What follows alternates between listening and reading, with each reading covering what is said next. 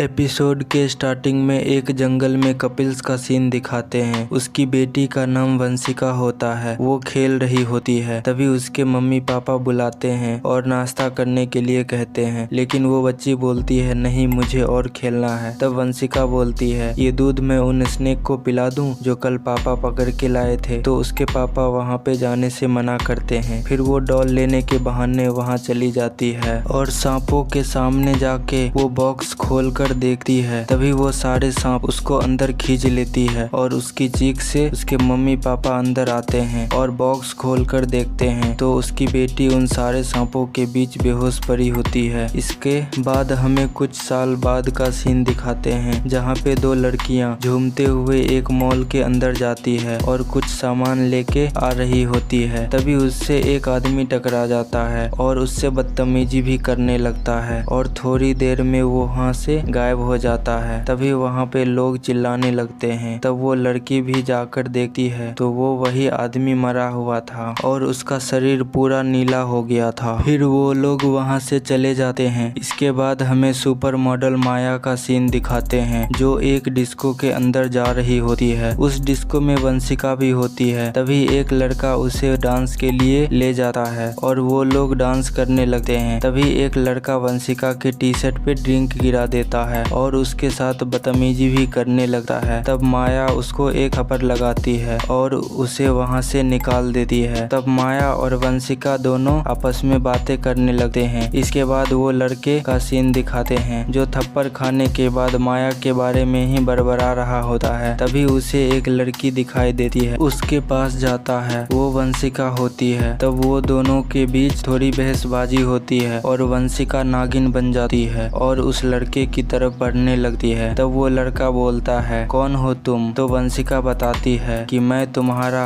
और तुम जैसे लड़के का अंत हूँ, जो लड़कियों को खिलौना समझते हैं। इतना कहकर वो उस लड़के को मार डालती है। इसके बाद हमें टास्क फोर्स का सीन दिखाते हैं, जो वो लोग लाश के बारे में तहकीकात कर रहे होते हैं। तब एसीपी दिलेर अभिज्ञान को बोलता है कि मॉल वाले लाश और इस लाश में कोई न कोई लिंक जरूर होगा, पता करो क्या है। तब वंशिका वहाँ आती है और माया के बारे में बताती है कि माया ने इसे जान से मारने की धमकी दी थी। तब एसीपी दिलेर अभिज्ञान को माया के बारे में पता करने के लिए बोलता है। इसके बाद हमें माया के मैनेजर का सीन दिखाते हैं। तब आदित्य और आभा वहां आते हैं और उससे माया के बारे में पूछते हैं। तब वो बताता है कि मैं नहीं जानता मैडम कहाँ है। तो आदित्य अपना नंबर उसे देता है और बोलता है कि जैसे ही माया आए तो तुरंत हमें बता देना। तब हमें एक आदमी का सीन दिखाते हैं, जो एक लड़की से बोल रहा होता है कि अगर तुम्हें यहाँ काम करना है तो मेरा कहा मानना होगा। तब वो लड़की वहाँ से चली जाती है। इसके बाद हमें वो डॉक्टर और एसीपी दिलेर का सीन दिखाते हैं, जहाँ डॉक्टर उस लाश के बारे में बता रहा होता है कि मौत जहर की वजह से हुई है और जहर हमें फेफड़ों में मिली है और जैसे ही हमने इस बॉडी पे पहला कट मारा था, इसका कलर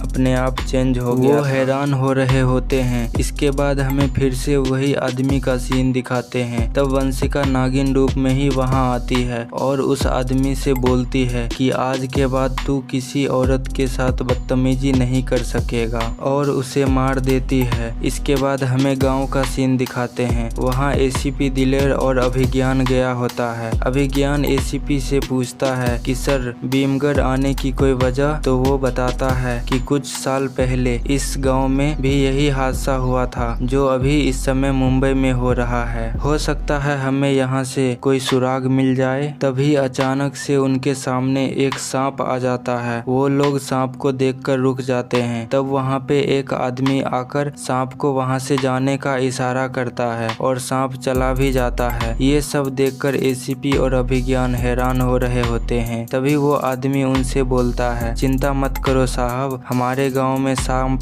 अक्सर घूमा करते हैं। मेरा नाम अजिंकी है, भीमगढ़ में आपका स्वागत है। इसके बाद हमें फिर से वो ऑफिस का सीन दिखाते हैं, जहां आभा और आदित्य लाश को देख रहे होते हैं और बोलते हैं, ये हमारा तीसरा केस है जहां पे लगातार हमें इसी प्रकार की डेड बॉडी मिली है। तब आदित्य वहां के गार्ड से उन सारे नामों का लिस्ट मंगवाते हैं जो आज यहाँ आए थे। तो वो गार्ड लिस्ट देता है तो उसे पता चलता है कि माया भी वहाँ आई। दूसरी तरफ गांव में अजंकी एसीपी दिलेर और अभिज्ञान को पानी पिलाते हैं। तब अजंकी उससे पूछता है, क्या बात है साहब, यहाँ आने की कोई वजह? तब एसीपी बोलता है कि हमें मालूम हुआ है कि इस गांव में कुछ साल पहले एक औरत ने लोगों को मारा था और मरने के बाद वो लाश नीले रंग की हो गई थी। ऐसा केस हमारे मुंबई शहर में भी आया है, वहाँ पे भी ऐसे ही मौत हो रही है। तो अजंकी बताता है वो कोई आम औरत नहीं है, वो एक विष कन्या है। 2 महीने पहले की बात है। यहाँ इस गांव में कुछ लोग शूटिंग करने के लिए आए थे। उनके साथ एक लड़की भी थी। उसको एक जहरीला सांप काट लेता है और वो लड़की बेहोश हो जाती है और 2 मिनट में वो लड़की दोबारा से खड़ी हो जाती है, जैसे उसे कुछ हुआ ही ना हो। ये देखकर मैं हैरान हो गया, पर सच तो ये था कि वो लड़की एक विष कन्या थी। फिर एसीपी दिलेर उसे लेकर वही कंपनी में जाते हैं जो भीमगढ़ गई थी और अजंकी को पहचानने के लिए कहते हैं। फिर अजंकी बताता है इन सब में वो लड़की नहीं है जो विष कन्या है। फिर उन लोगों के पूछने पे ये पता चलता है कि उनके साथ फोटोग्राफर भी गया था। फिर हमें वो फोटोग्राफर के ऑफिस का सीन दिखाते हैं जहाँ पे वंशिका एक सांप को लेकर खुद को कटवा रही होती है। ये सब कुछ वो लड़का भी देख लेता है और अपने कैमरे में रिकॉर्ड कर लेता है। उसे ऐसा करता देख वंशिका भी देख लेती है और उसे जान से मार देती है। तभी उसी समय एसीपी दिलेर और उसकी टीम भी आ जाती है। उनके साथ अजंकी भी होता है और वो वंशिका के ऊपर कुछ फेंकता है। तब वंशिका वहाँ से भागने लगती है। तब टास्क फोर्स की टीम उसके पीछे जाते हैं। तब अभिज्ञान को वो कैमरा मिलता है जिसमें वो लड़का फोटो क्लिक किया था। तब वो लोग उस लड़की को पहचान लेते हैं। इसके बाद हम वंशिका को देखते हैं जो घर पे आके अपना बैग लेके वहाँ से जा रही होती है। तभी एक आदमी वहाँ पे एक औरत के ऊपर चिल्ला रहा होता है। तब वंशिका वहाँ पे जाती है और उस औरत को कमरे में बंद करके उस आदमी को जान से मार डालती है और वहाँ से चली जाती है। तब टास्क फोर्स की टीम वहाँ पे आती है और वंशिका को ढूंढने लगते हैं। तब वो लड़की बताती है कि पड़ोस में एक आदमी अपने भाई को परेशान कर रहा था, तो वो उसे समझाने गई है। तो वो लोग वहाँ पे जाते हैं तो वो आदमी वहाँ पे मरा हुआ होता है और वंशिका वहाँ से जा चुकी होती है। इसके बाद हेडक्वार्टर में वो अजंकी से उसके कमजोरी के बारे में पूछ रहे होते हैं। तब अजंकी बताता है इसे इसकी शक्ति सांपों के जहर से मिलती है, अगर इसे जहर नहीं मिला तो वो परेशान हो जाएगी। तब एसीपी दिलेर बोलता है मतलब हमें उसे जहर से दूर रखना है, तब वो अपने आप कमजोर हो जाएगी। तभी आभा को एक कॉल आता है और वो बोलती है मैं माया हूँ, प्लीज मुझे बचा लो। वंशिका ने मुझे हाईवे के पास वाले खंडर में बंद किया हुआ है। तब आदित्य और अभिज्ञान वहाँ पे जाते हैं। वहाँ पे माया तो नहीं मिलती लेकिन वंशिका की टीम जरूर मिल जाती है और वो सारे सांप इनको घेर लेते हैं और उन दोनों को डस लेते हैं और उन दोनों को मरता हुआ छोड़कर वंशिका वहाँ से चली जाती है। इसके